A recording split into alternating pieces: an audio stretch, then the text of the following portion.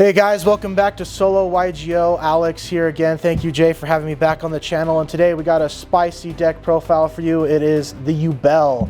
Yubel just got its support in Legacy of, no, that's next support, in Phantom Nightmare. So let's get to the deck profile right here. So we have three of the best new card that I'm so grateful for is the Spirit of Yubel. This card is actually an amazing card that just came out in Phantom Nightmare. It's not your starter for the deck, but it's an amazing extender. You could pop it and you get the normal Yubel out. When you special summon, you can either set or add to your hand one of the traps or spells, which is really good around playing Droll and Lockbird, which is, you know, one of the hand traps that's played a lot in this format. So 3 Spirit Yubel. And its next best card, Samsara duelist. This is your 1-card starter. Believe it or not, this card can make it where you can have an end board of Yubel, of everything you need. Right now, we're not playing the Unchained package, and you'll see that here in a moment why we got Spicy Tech here. But this card in the future is your 1-card starter. Once we get the new support and Legacy of Destruction, can't wait for it. So the Samsara duelist. And what this card does is it can tribute itself, and it's tribute for cost, to leave the field to then special summon 1 Yubel. You'd more than likely go into the Spirit of Yubel. All right, and then obviously we have the one of the normal Yubel, and then the other Yubel Terror Incarnate. I was playing the ultimate one, but it's more like a brick in the deck in my opinion. So I just play one of the normal Yubel and one of the Terror Incarnate. This is for easy combos because, you know, you could do Spirit of Yubel and the spell that I'll talk about here in a second to pop Spirit of Yubel to get normal Yubel. And Samsara duelist in the graveyard can make it to where it special summons from the graveyard and Yubel can tribute it off so you don't have to tribute off your Yubel. And I do play, this is my replacement for the ultimate one, is the Geister, the Geist Grinder Golem. I play at this one of, this is for when your opponent does not play against you. If you just have a Yubel in hand, you can show it and then special summon it to your opponent's side of the field, and it's 3,000 attack. So you could hit into this 3 times and your opponent's dead, which is obviously what this deck is trying to do. And it also has a really funny effect where whenever this opponent's battles an opponent's monster, you gain 3,000 life points. So you're dealing 3,000 life points to them and you're gaining 3,000 life points. So that's why I like this card. And this is the Spicy Tech. I am playing the Horus package right now. 3 Imseti, 1 Doofmet, 1 Protection of Horus, and 1 Guidance of Horus, the Happy. I'm playing the Horus package in here just because of the fact that right now I'm not liking the Unchained. Don't get me wrong, once Legacy of Destruction comes out and we have more Yubel cards, we'll obviously be playing the Unchained package a lot more in this. But right now I'm liking the Horus package because this is for when your opponent does not play against you. So you're just hitting them with a 0 attack monster, and I don't like that. So right now we're playing the Horus package in here, and honestly I feel like the Horus package is so great for this deck. And obviously with the Horus package we do play 2 King Sark. So I forgot to show that. But 2 King Sark, I don't play it at 3 of. I just felt like I was saying it too much, and I like it at 2 because if you see Imseti in it, you could do Imseti effect to try to bait the Ash Blossom, and then you could just activate King Sark and you already have Imseti in the graveyard with the card that you're more likely going to send. I do play the 1 Unchained Soul Shaima. I can't tell you how many times this has come up where I throw it away with an Imseti effect, and my opponent has nothing on the field and they have exactly 2,000 life points. So I could just special summon this, pop my own card, and then hit for game. That actually happened on Wednesday, which for locals is really funny. And then now let's talk about the extender in the deck. I do play 2 Dark Beckoning Beast in here. Dark Beckoning Beast is really good to get your, we'll talk about the next card, Opening the Spirit Case. This is an extender in the deck because if you have Yubel in hand, what you can do is you can get both your Dark Beckoning Beast and you're opening the Spirit Gates. So say if you have opening, usually Dark Beckoning Beast could be just 1 card starter, so you can normal summon it, get your opening adds the other Dark Beckoning Beast, you could use Dark Beckoning Beast effect to special summon the other one, link it off, and if you have a Spirit of Yubel in hand, you could activate Spirit Gates effect to ditch the Yubel to special summon one, and then you special summon Yubel, which would get your entire play started. So that's the Dark Beckoning Beast and the opening of the Spirit Gates here. And a lot of people said, am I playing, you know, Uriah and all that? And I was like, no man, I'm just playing Yubel, and they got to see that. So, and then let's talk about the next spell here. This spell is absolutely insane. This is the Nightmare Pain spell. This is what destroys 1 dark monster in your hand. So say if you have the brick 1 Yubel in your hand, you could activate Nightmare Pain, destroy it in hand, and that will get you your the Ultimate Incarnate one. And then you can add a card that mentions Yubel from your deck to your hand. I was playing 3 Pot of Prosperity, but I didn't like it that much, so I did play 3 Alluring of Darkness. This is right now, I will change this in the future. I was just testing this out. I do like the Allure of Darkness a little bit more because, but it does run the risk of if you don't have a dark monster and you can't banish anything, your whole entire hand goes to the graveyard. So you do have to watch out for that. That's why I do like the King Sark play in here, because you could just use this as King Sark fodder too sometimes. For another spell we are playing is Super Poly. This deck is the Super Poly the deck. You really like super polying your opponent's board, and that's how you make your ultimate creature, which is really awesome. Your Yubel Loving Defender, an amazing card, absolutely broken. So 3 super poly. I would play it at 2, but I think, like I said, we're just like, we don't have all the Yubel support, so maybe later on it'll go down to 3, but right now it will stay at, or once it'll go down to 2, and right now it'll stay at 3. So let's talk about the trap here. I do play 3 Eternal Favorite. This trap is just super poly, but your opponent can respond to. This can special summon 1 Yubel monster from your graveyard, or from your graveyard banished. So that's why we don't really care about the Allure of Darkness effect, because if you banish a Spirit of Yubel, you can use Eternal Favorite to special summon it back, and then you can go on from there, which is really good. Oh, I also forgot to mention, so anyone that gets this wrong, Nightmare Pain. Another reason why this card is completely broken right now is if your opponent has an attack position monster, they cannot skip their battle phase, and they are forced to attack a Yubel monster. So they're forced to just kill themselves, which is really, really funny. I can't tell you how many times I had to tell people, you must attack Yubel monsters. It's actually crazy. So, and I do play 3 Ash Blossom in the main, and I do play 3 Infinite Permanents. This is your only hand traps in the main deck, because like I said, I like the Horus engine.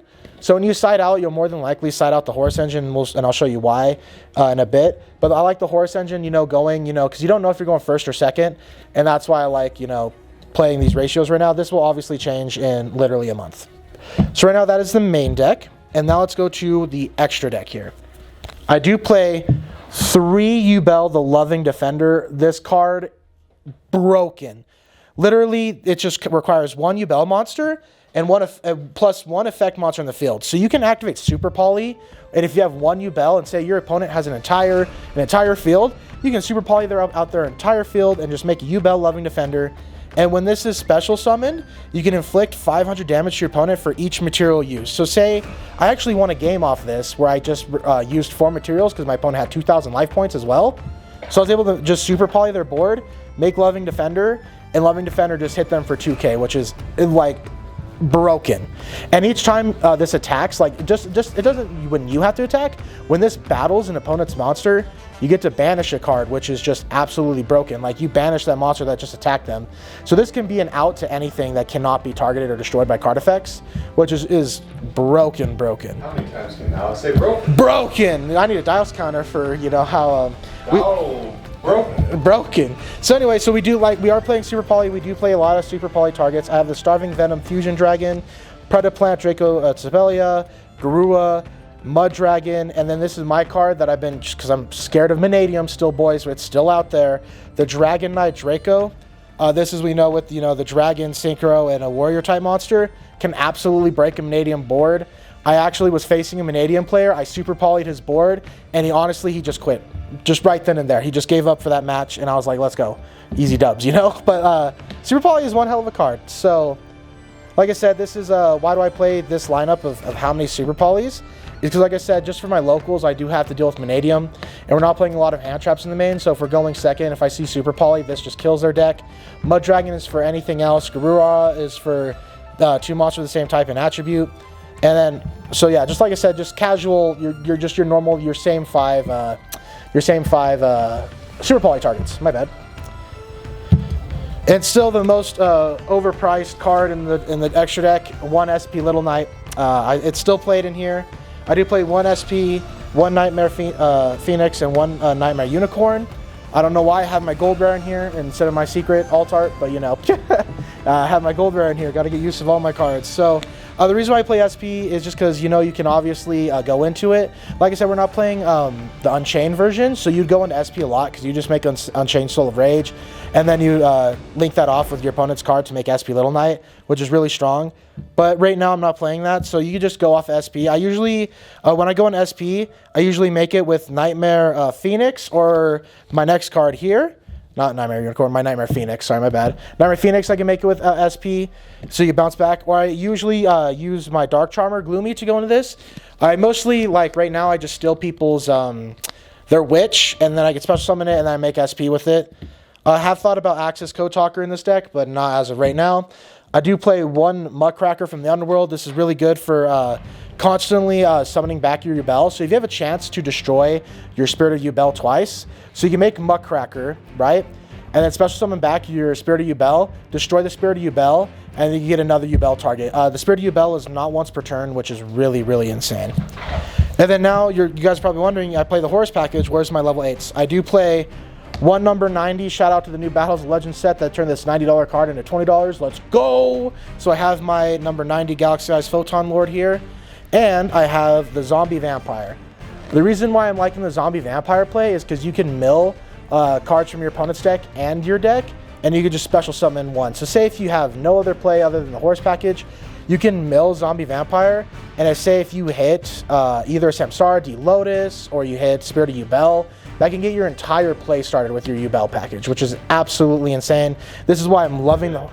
Broken? It's broken, bro. It's crazy, and I'm really enjoying this deck a lot. So, and I do want to give a shout out to Hosyeon, bro. You're the absolute G for letting me use your Imseti package, your Horus package, bro. Love you, bro. All right, so now let's talk about the side deck. This side deck, in my opinion, is pretty common just for how this format is. We're playing, it's pretty much all hand traps. 3 Effect Veiler, 3 Joel and Lockbird, 3 DD Crow, 3 Ghost Bell, and this is all the hand traps. And if you know you're going first, this card is getting hit in this next ban list. I am predicting it right now. 3 summon limit. This card just says, hey, I'm going first and I have this set. I just win the game because you just summoned twice. Unless you have an out to it, which a lot of people aren't running Cosmic. A lot of people aren't running that, so you can just have summon limit and just completely win the game off of that. So right now, I can already guarantee you summon limit's going to get hit on the next ban list. But what is my reasoning for just playing all hand traps in the side deck? Like I said, it's just because like you don't know if you're going to go first or second. So that's why I like playing the Horus package. And if you know your matchup, like say you're playing against Voiceless Voice or Snake Eyes, Ghost Bell is more than likely going to get sided in because if they try to special summon back low from the graveyard, or they try to get anything back from the graveyard like Flamberge, Dragon Effect, you can Ghost Bell them. If you're playing against Vanadium, you can draw and lock them. Effect Veiler is just, I would like this over Mourner, but Effect Veiler is just a lot better in my opinion right now because they can activate effects and then you could just negate it during their turn.